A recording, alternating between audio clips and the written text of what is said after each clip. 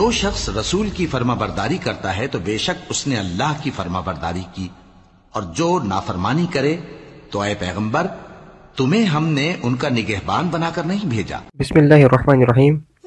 اس lecture میں ہم حدیث کی 4 شاخیں دیکھیں گے۔ اس میں مرفوع حدیث، موقوف حدیث، احاد، متواتر حدیث کیا ہے یہ سمجھیں گے۔ مرفوع حدیث یہ ہوتی ہے جس حدیث میں صحابی رسول اللہ صلی اللہ علیہ وسلم کا نام لے کر حدیث بیان کرے، مرفوع کہلاتی ہے۔ موقوف وہ حدیث ہوتی ہے جس حدیث میں صحابی رسول اللہ صلی اللہ علیہ وسلم کا نام لیے بغیر حدیث بیان کرے یا اپنے خیال کا اظہار کرے، موقوف کہلاتی ہے۔ احاد جس حدیث میں راوی تعداد میں متواتر حدیث کے راویوں سے کم ہو، احاد کہلاتی ہے۔ متواتر جس حدیث کے راوی ہر زمانے میں اتنے ہوں جن کا جھوٹ پر اکٹھے ہونا ممکن نہ ہو، متواتر کہلاتی ہے۔ اس کے علاوہ حدیث کی اور 2 شاخیں ہیں جس میں ایک مقبول اور دوسری غیر مقبول ہے۔ مقبول جس حدیث میں راویوں کی دیانت اور سچائی تسلیم ہو، مقبول کہلاتی ہے، جبکہ غیر مقبول جس حدیث کے راویوں کی دیانت اور سچائی مشتبہ ہو، غیر مقبول کہلاتی ہے۔ مقبول حدیث کی اور 2 شاخیں ہیں، حسن اور صحیح۔ حسن جس حدیث کے راوی صحیح حدیث کے راویوں کی نسبت حافظے میں کم ہو، باقی شرائط وہی ہوں، حسن کہلاتی ہے۔ صحیح جس حدیث کے راوی پرہیزگار اور قابل اعتبار حافظہ کے مالک ہو اور سند متصل ہو، صحیح کہلاتی ہے۔ اور غیر مقبول حدیث کی ایک ہی شاخ ہے جس کو ضعیف کہتے ہیں، اور ضعیف کی مختلف شاخیں ہیں جس میں معلق، منقطع، مرسل، معضل، موضوع، متروک، شاذ، منکر ہے۔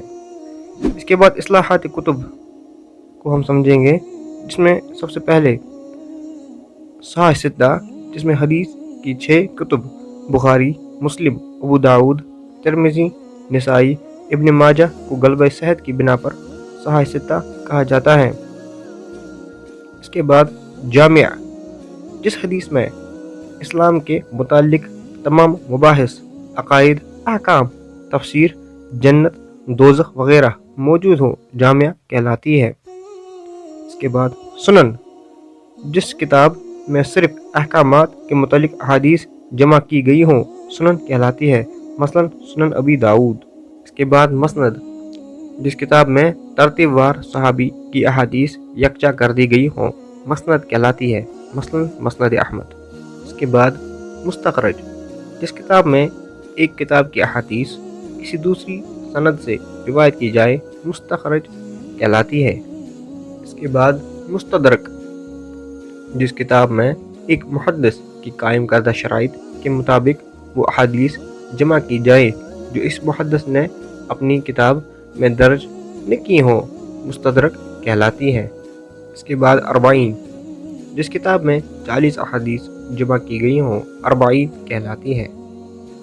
بکثرت روایت کرنے والے صحابہ: ابو ہریرہ رضی اللہ عنہ، انہوں نے 5374 حدیث روایت کی ہے۔ عبداللہ بن عمر رضی اللہ عنہ، انہوں نے 2630 حدیث روایت کی ہے۔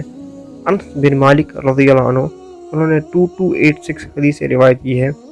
عائشہ رضی اللہ عنہ، انہوں نے 2210 حدیث روایت کی ہے۔ جابر بن عبداللہ، انہوں نے 1540 حدیث روایت کی ہے۔ عبداللہ بن عباس رضی اللہ عنہ، انہوں نے 1160 حدیث روایت کی ہے۔ ابو سعید خدری رضی اللہ عنہ، انہوں نے 1100 حدیث روایت کی ہے۔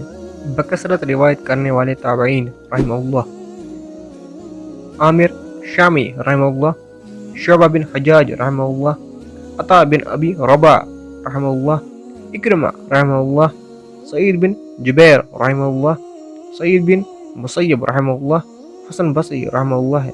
دین و شریعت صرف کتاب و سنت کا نام ہے۔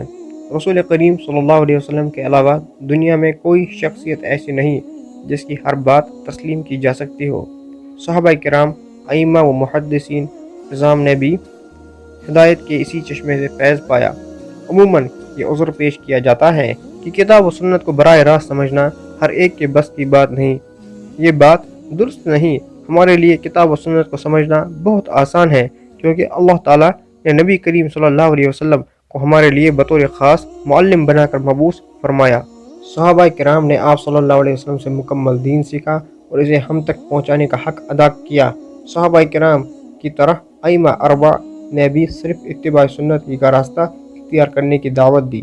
چنانچہ ائمہ اربع کے اقوال و ارشادات یوں ہیں۔ نمبر 1، امام ابو حنیفہ رحمہ اللہ، آپ سے پوچھا گیا کہ جب آپ کی بات کتاب اللہ کے خلاف ہو، فرمایا کتاب اللہ کے سامنے میری بات چھوڑ دو۔ کہا گیا جب آپ کی بات حدیث رسول صلی اللہ علیہ وسلم کے خلاف ہو، فرمایا حدیث رسول صلی اللہ علیہ وسلم کے سامنے میری بات چھوڑ دو۔ کہا گیا جب آپ کی بات قول صحابہ کے خلاف ہو، فرمایا قول صحابہ کے سامنے میری بات چھوڑ دو۔ نمبر 2، امام مالک رحمہ اللہ، میں ایک انسان ہوں، میری بات غلط بھی ہو سکتی ہے اور صحیح بھی، لہٰذا میری رائے کو دیکھ لیا کرو، جو کتاب و سنت کے مطابق ہو اسے لے لو اور جو کتاب و سنت کے مطابق نہ ہو اسے ترک کر دو۔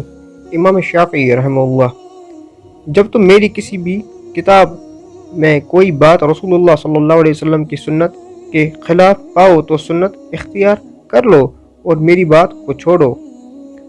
میری کسی بھی بات کے خلاف رسول اللہ صلی اللہ علیہ وسلم کی صحیح حدیث ثابت ہو تو حدیث کا مقام زیادہ ہے اور میری تقلید نہ کرو۔ امام احمد بن حنبل رحمہ اللہ، دین کے معاملے میں لوگوں کی تقلید کرنا انسان کی کم فہمی کی علامت ہے۔ اللہ تعالیٰ نے 10 ہجری کو حجۃ الوداع کے موقع پر اپنا دین مکمل کر دیا تھا۔ آج اس فرقہ وحیدت کی کشمکش میں اگر ہم اپنے آپ کو چھڑا نہ سکے اور کل اسی راہ پر چل نہ سکے جو راہ اللہ تعالیٰ نے نبی کریم صلی اللہ علیہ وسلم کے ذریعے ہمیں سکھائی تھی، تو آگے کے مسلمانوں کو ہم کیا کہیں گے؟ یہ لمحہ فکریہ ہے امت مسلمہ کے لیے۔